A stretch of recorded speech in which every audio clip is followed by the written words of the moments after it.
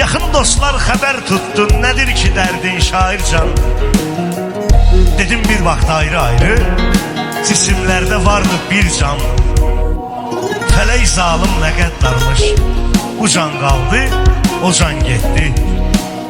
Ömür geçti, zaman gitti, yaman geldi, yaman gitti. Yaman geldi, yaman geldi. Sanity Production. Gel inat etme böyle, dedim bir dilberim.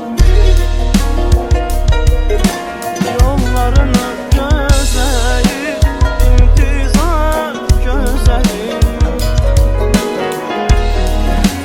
Gel inat etme böyle, sevimli dilberim. Yollarını gözleyip intizar gözlerim. Gel gel gel gel yar dildar. Kadın alın ya, gel gel gel.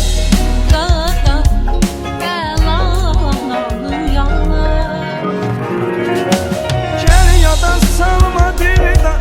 Ey vefalar olup kesenleri. Kalbine değmişem, bilirim yar, bilirim her günah benden. Bilirim her günah benden. Eşim, gözüm, yar yine sendendir. Eşim, kalbim yar yine sendendir.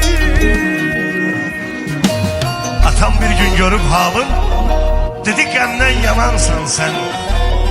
Anam gördü bir ah etti, yaşın azdır, cavansan sen. Yar da bir gün gileylendin, neden her gün piyansan sen? Dedim kefil İskender de piyan geldi, piyan gitti. Ömür geçti, zaman gitti. Sanity Production. Laylasını